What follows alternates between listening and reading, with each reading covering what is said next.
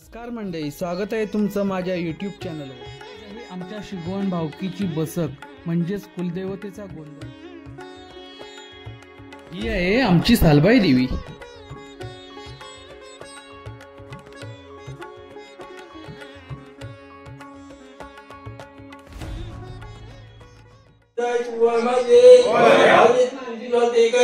भावकी अखंड मिळून तुला देखाय कसं घालायची आहे त्याबद्दल तुला हे हात भेटत मान्य करून घे।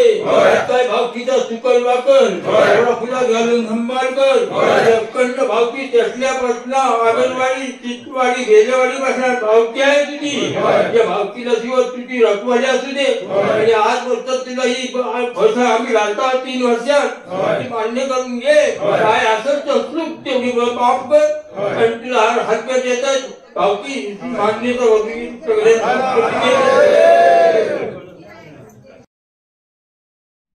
आता समस्त शिगवण मंडळी देवांना आवाहन करून सर्व विघ्न दूर हो आणि आजचा कार्यक्रम यशस्वीरित्या पार पडो असं गाराणं घालून आम्ही पुढच्या तयारीला लागलो।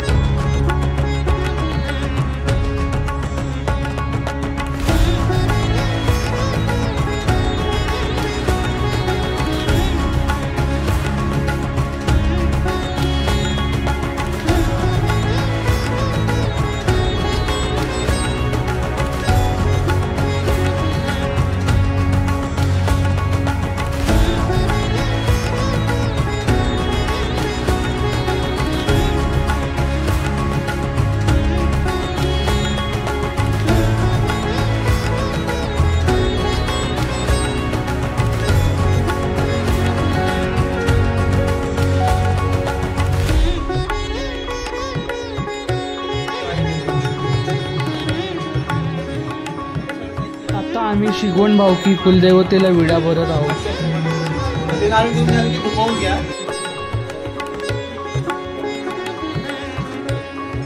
सुटी पान घटकला अगदी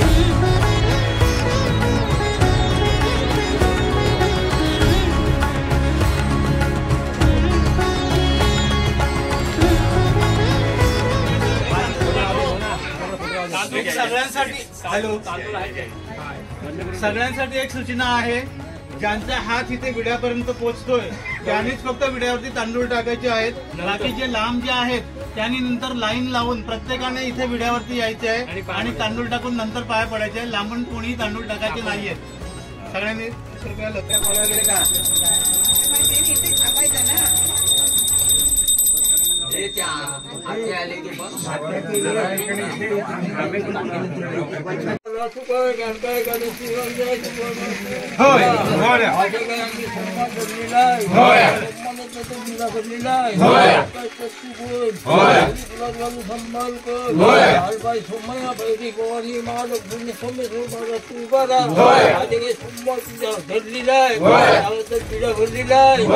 मान्य करून घे। अखंड भावकीची माफ कर।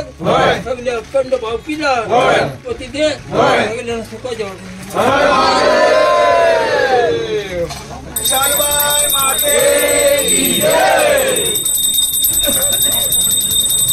आता महिलांनी लाईन लावा आणि पाया पडून घ्या।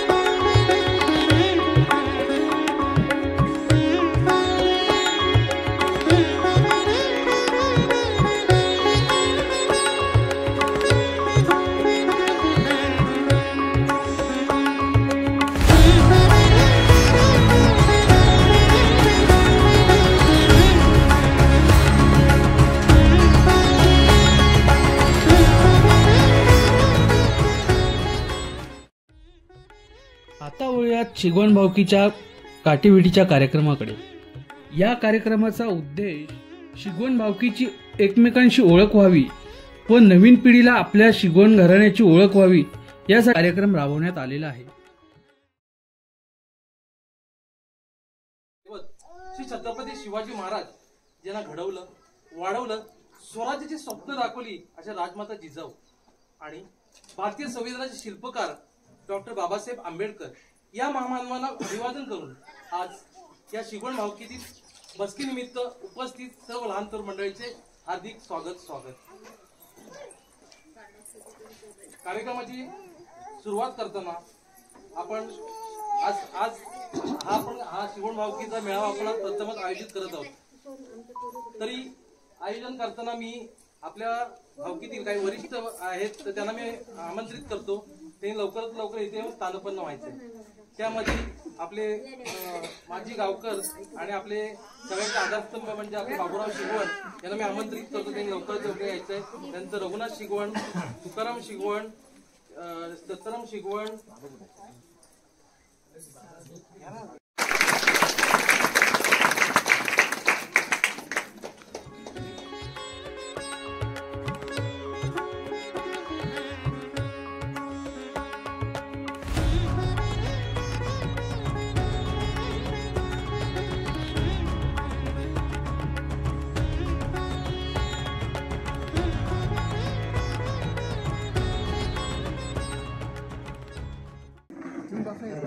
तीन चार बस बघितल्या.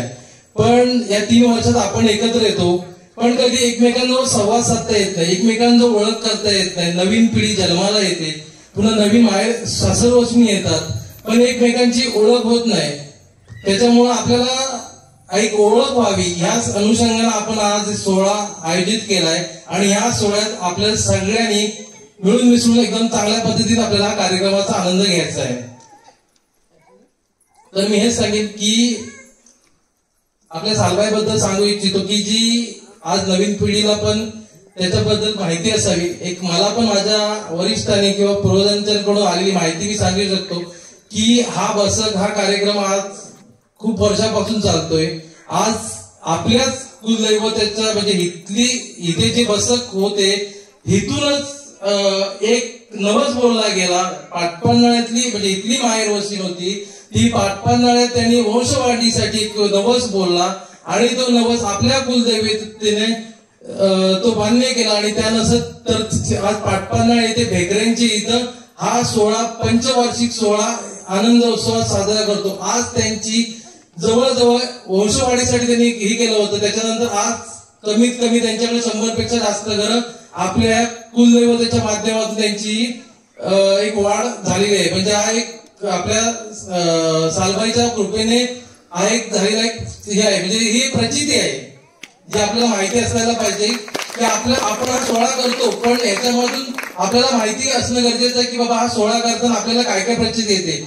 अजून एक गोष्ट सांगायला मला एक आवडेल की बामणोली जवळजवळ 25 ते 30 वर्षाच्या नंतर त्या लोकांना साक्षात्कार झाला. एक शोधत ते चिंचवाडीत गेले. त्यांना माहिती नव्हतं की हे घर आहे म्हणून आणि इथं आपल्या स्थानिक आपले गणपत शिगवण असतील किंवा आपले काका रघुनाथ काका असतील यांना भेटून त्यांनी तिकडे एवढा 25-30 वर्षानंतर त्यांनी एक बसक एक चांगल्या पद्धतीत केली. आपल्या मला वाटतं बरेचसे लोक त्या कार्यक्रमाला गेले होते आणि तोही एक अनुभवला. म्हणजे हा एक आपल्या कुलदैवतीने त्या ठिकाणी दिलेला एक साक्षात्कारच म्हणायला हवा. अजून एक गोष्ट सांगायला आवडेल की जी जिवंत उदाहरण देतोय की चंद्रकांत भेकरे नावाचे तिकडचेच गृहस्थ आहे. त्यांच्यावर एक संकट आलं होतं. त्या संकटाच्या वेळी त्यांनी आपल्या कुलदैवताचं स्मरण केलं. कुलदैवताच्या स्मरणात झाल्याच्या नंतर त्यांच्यावर ते संकट आले होते ते दूर झालं. त्यांच्याच माध्यमातून तिकडे एक आपल्याला माहिती नसेल की पाटपन्हाळ्यात भेकरेवाडीत आपल्या सालबाईचं तिकडे एक मंदिर आहे. ही गोष्ट सांगायला आवडेल की बघा आपण जो सोहळा करतोय पण त्याची आपल्याला जी प्रचिती आहे ती बऱ्याचशा माहिती नसेल ती मी तुम्हाला सांगण्याचा प्रयत्न करतोय.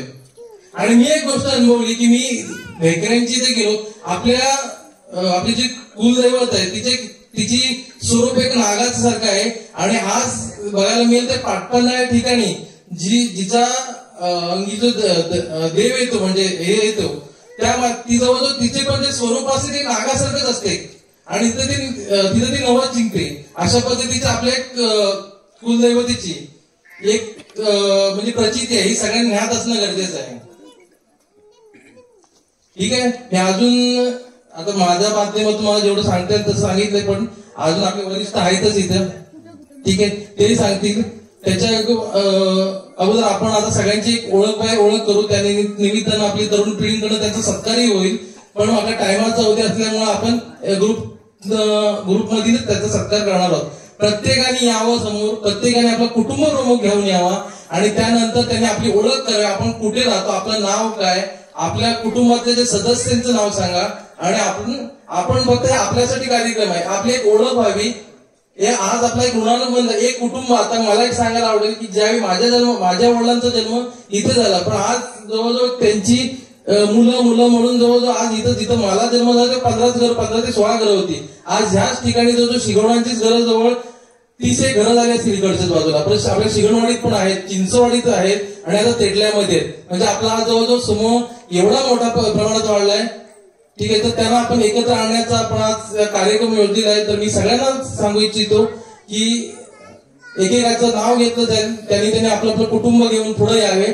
त्या पद्धतीने आपण त्यांचा सत्कार पण करणार आहोत. ठीक आहे. त्याऐवजी त्याच्या अगोदर आपले अध्यक्ष माननीय गणपत शिगवण हे पण आपल्याला संबोधन करतील. सर्वांना प्रथम माझा प्रेमाचा नमस्कार. आज आपल्या सालबाईच्या रहिवासी कार्यक्रमाच्या निमित्ताने आपण सर्वजण इथं आलात. आपण सगळे शिगवण भावकी पेटल्यापासून शिगवणवाडी असेल, चिंचवाडी देवळवाडीची असेल आणि स्थानिक इथली भेळेवाडीची मंडळी असेल. आज चांगल्या प्रकारचा हा योग जुळून आलेला आणि त्यासाठी आपण एकत्र आलेलो आहोत. मला केतनने आता जे आपल्या देवीची आख्यायिका जी सांगितली ती विस्तारित स्वरूपात सांगण्यासाठी मला खूप आवडेल आणि मी ती सांगण्याचा प्रयत्न करतोय, जेणेकरून आपल्या सालबाईवरचा, आपल्या कुलदेववरचा आपला जो श्रद्धा आहे, विश्वास आहे, तो वाढण्यासाठी आणखीन त्याच्यामध्ये भर पडेल किंवा मदत होईल. मूळ जो आख्यायिका आहे ती अशी आहे की तळवलीतली इथली माहेरवशीण आपली पाटपन्हाळ्यामध्ये दिली होती आणि त्या पाटपन्हाळ्यामध्ये ढेकरे कुटुंबियांमध्ये तिला दिली होती. तर त्यांचा वंश वाढत नव्हता आणि वंश वाढत नसल्या कारणाने तिने तिकडे तिच्या सासरी म्हणजे पाटपन्हाळ्यामध्ये आपल्या देवीला म्हणजे सालबाईला तिने नवस केला. तो नवस असा तिने केला की माझ्या कुलदेवते किंवा माझे सालबाई, जर माझा वंश वाढला तर मी तुला इथे माझ्या सासरी घेऊन येईन आणि तुझा मोठ्या प्रमाणात उत्सव करेन, असं तिने तो नवस केला. आणि तो नवस तिचा फळाला आला आणि त्यांचं कुटुंब तिला मोलबाळ झालं, तिचं कुटुंब वाढत गेलं आणि ते वाढता वाढता वाढता केतनला आता मला वाटतं पुरेशी माहिती नव्हती, त्याने 100 आकडा सांगितला, पण आजच्या घडीला त्यांची 200 ते 225 घरं तिथे पाटपन्हाळ्यात आहेत. ही आपल्या देवीची कृपा आहे आणि त्यासाठी मला वाटतं आपल्यापैकी तिथे कोण जाऊन प्रत्यक्ष तिथे तो पंचवार्षिक कार्यक्रम होतो तो कोण जाऊन बघत असेल, आपल्यापैकी किती जणांनी बघितलं असेल हे मला कल्पना नाहीये, पण आम्ही त्या प्रत्येक कार्यक्रमाला जातो. तो कार्यक्रमाचं स्वरूप इतकं मोठं असतं आणि खूप तिथे आनंदाचा जो सोहळा असतो तो खूप बघण्यासारखा आहे.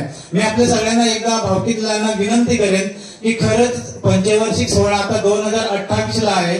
आपण सर्वांनी इथं आलेल्याने 2028 एकदा तिथला सोहळा बघा आणि इथला सोहळा बघा.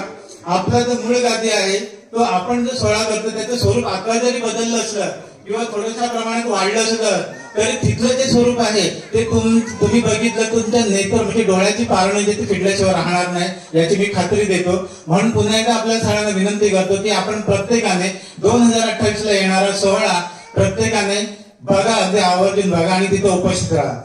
दुसरं आता ह्याच्यामध्ये बामनोलीमध्ये सुद्धा आपला एक कार्यक्रम पहिल्यापासून होत होता, परंतु मध्यंतरी मला वाटतं 35 वर्ष त्याच्यामध्ये गॅप पडला आणि त्याच्या आधीची जी पिढी होती त्यांना त्यातल्या सगळ्या गोष्टी माहिती होत्या, म्हणजे जे विधी कसे करायचे किंवा काय करायचे त्यांना माहिती होती. परंतु आताची जी पिढी आहे त्यांना त्याच्यातलं काही माहिती नाहीये. तरी सुद्धा त्यांना जाणीव झाली आणि त्यांनी मग ते शोधत शोधत आपल्या इथपर्यंत आले. मला त्यांनी पत्ता विचारत आला, त्यांना शिगवण ही भावकीमध्ये आपल्या बसत होती हे सुद्धा त्यांना माहिती नव्हतं. मग ते माझ्याकडे आले, तिथून मग मी त्यांना घेऊन इथं मूळ इथे ह्या घरी आलो आणि त्यांच्याशी मग चर्चा केली आम्ही. तर त्याच्यातून असं आढळून आलं की त्यांना सुद्धा पूर्वजांनी काही माहिती दिली होती की तिकडे बसकेचा कार्यक्रम होतो आणि त्याच्यासाठी आपलाच देव तिथून इथे बांबनोलीत जातो.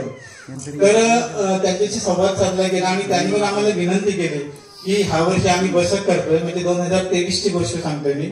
यावर्षी आम्हाला बसक करायच्या, आमच्याकडून खूप चुका झालेल्या आहेत. मध्यंतरीच्या कालावधी आम्हाला ते काही करता आलं नाही, त्याच्यामुळे आम्हाला ह्या वर्षीपासून ती सुरुवात करायची आहे. तेव्हा मी त्यांना सांगितलं तुम्ही आता आल्यात अति उत्साहाने किंवा तुम्हाला काहीतरी जाणीव झाली म्हणून आला असाल, परंतु तुम्हाला त्याच्यामध्ये सातत्य ठेवणं खूप गरजेचं आहे. नाहीतर तुम्हाला आता उत्साह आहे किंवा जाणीव झाली म्हणून तुम्ही ह्या वर्षी कराल आणि परत पुन्हा गॅप जाईल किंवा बंद कराल, तर तसं होता कामा नये. तर त्यांनी सांगितलं नाही आम्हाला खूप जाणीव झाली, आम्हाला पश्चाताप झालेला आहे, आम्हाला त्रासही झालेला आहे. तर ह्याच्यापुढे आम्ही जी काय बसक करू त्याचा जो कालावधी असेल तो आम्ही ठराविक कालावधी ठेवणार. 3 वर्षाचा असेल, 4 वर्षाचा असेल किंवा 5 वर्षाचा असेल, तर तो कालावधी आम्ही ठेवणार. त्याप्रमाणे आम्ही सातत्याने तो कार्यक्रम करू. तर तिथली जी आख्यायिका अशीच आहे की आपण जसे आता भेकरे मंडळीची पाठपाण्याची जशी आख्यायिका आपण सांगितली तशी तिथली सुद्धा आख्यायिका आहे. आपल्याकडे वेळ कमी असल्यामुळे मी वेळ जास्त घेणार नाही. आणि आपल्या देवीची महती किंवा तिची प्रचिती आपल्या सगळ्यांपर्यंत पोहोचव म्हणून मी हे 2 शब्द आपल्याला सांगितलेले आहेत आणि ते सांगून मी आता इथे थांबतोय. पुढचं जे काय कार्यक्रमाचे नियोजन सूत्रसंचालन ते केतन करेल. धन्यवाद. वंदन करून शिवाजी महाराजांना वंदन करून मी आपला पुढे 2 शब्द बोलणार आहे.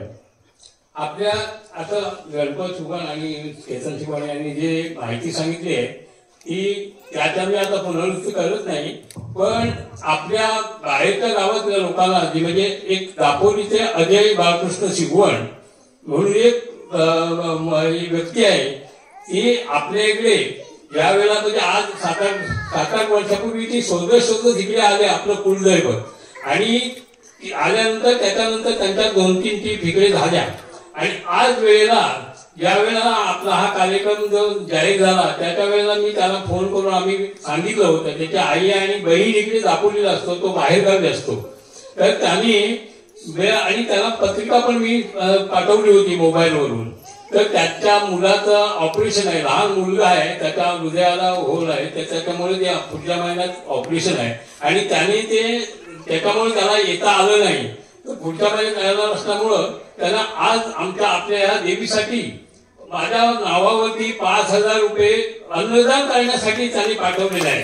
आणि दुसरी गोष्ट म्हणजे तो त्यांनी तसा हा माझा मोठा मुलगा नितीन रघुनाथ शिगवण, त्याची विशेष अंजली नितीन शिगवण, तिचा मोठा मुलगा वरद नितीन शिगवण आणि छोटी मुलगी वेदश्री नितीन. प्रत्येक घरातील मुख्य सदस्याने बाकीच्या सदस्यांची ओळख करून दिली व त्यानंतर गावातील गावकऱ्यांकडून कुटुंब प्रमुखाचा सत्कार करण्यात आला.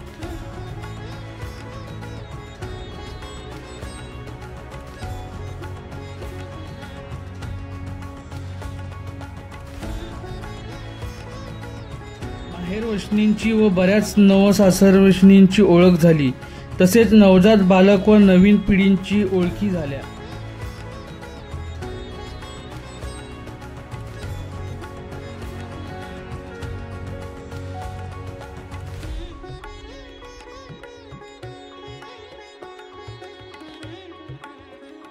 त्याबद्दल मी सर्वांचे प्रथम आगरवाडीतले आपली शिगवण बाकी असते, वेळेवाडीतले बाकी असते, त्या सर्वांचे मी प्रथम आभार मानतो. आपण खरोखर म्हणजे बोलण्याचे शब्द नाहीये, तर सर्व मिळून आपण लेडीज असू द्या जेंट्स असू द्या, जास्त करून लेडीजनी आपल्या खूप सहकार्य करतात.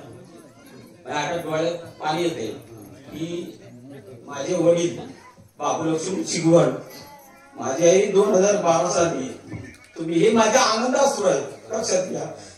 तर माझे वडील आणि माझी पत्नी, मी हे रडतो म्हणून हे याच्यासाठी नाहीये, आज माझं वडिलांनी आणि माझा मुलगा आधी दिलीप शिगवण सॉफ्टवेअर इंजिनियर आहे. आज तो बांगेर पुणे सगळ्या ठिकाणी कामाला आहे, छोट्याशा कंपनीत सॉफ्टवेअर मध्ये. त्याच्यानंतर माझी धर्मपत्नी, आम्ही दोन्ही मिळून आज माझ्या मुलाला शिक्षण केलं. तिचंही मोठं सहकार्य आहे. त्यानंतर माझे वडील की आज गावकर की आज त्यांनी खूप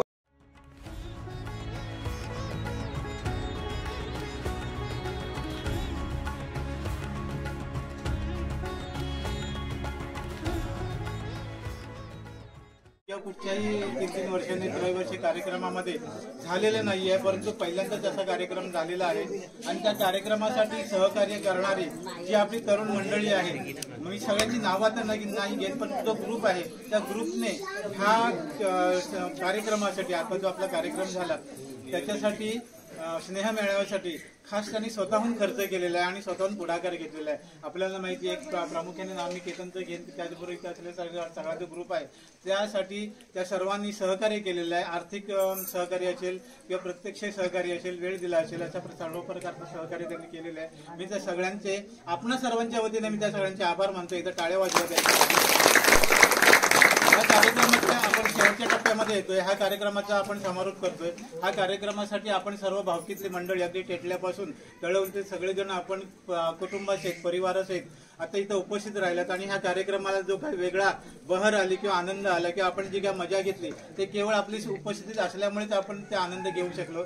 आपण सर्वजण या कार्यक्रमासाठी उपस्थित राहिलात, सहभागी झाल्यात, त्याबद्दल आपल्या सर्वांना एकदा धन्यवाद देतो आणि हा कार्यक्रमाचा समारोप झाला संपला असं जाहीर करतो.